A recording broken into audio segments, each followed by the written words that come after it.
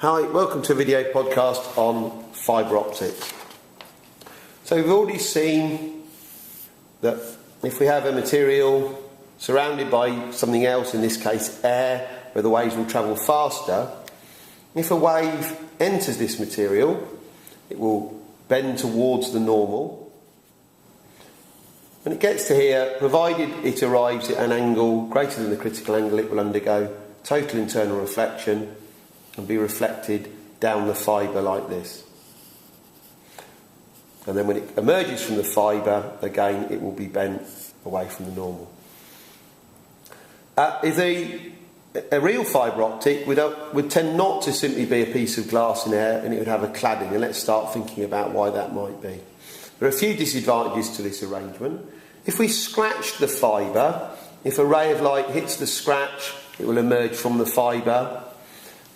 Also, if an identical fibre curved around and touched that fibre, a ray of light coming down this fibre could come and actually send the signal into that fibre, and our two digital signals or whatever we were sending down the fibre optic would be mixed. For that reason, most fibre optics consist of a core surrounded by a cladding. Now, because what we saw in the previous podcast about total internal reflection, the refractive index of the core must be greater than the refractive index of the cladding. So we've eliminated the risk of scratching and data crossover. But the effect on the critical angle is to increase the critical angle. That means now our ray must be travelling more straight down the fibre. We're not able to sustain rays bouncing quite so sleekly down the fibre, and that initially looks like a disadvantage.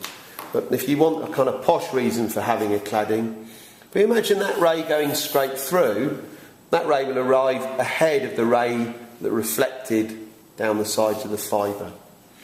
Now, the bigger the critical angle, the smaller the critical angle, the more the rays can bounce from side to side, and the green ray would be left a long way behind the red ray, and that leads to multipath dispersion.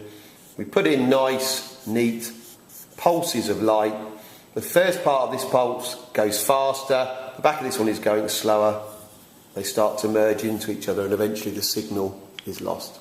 I hope that helps. Thank you.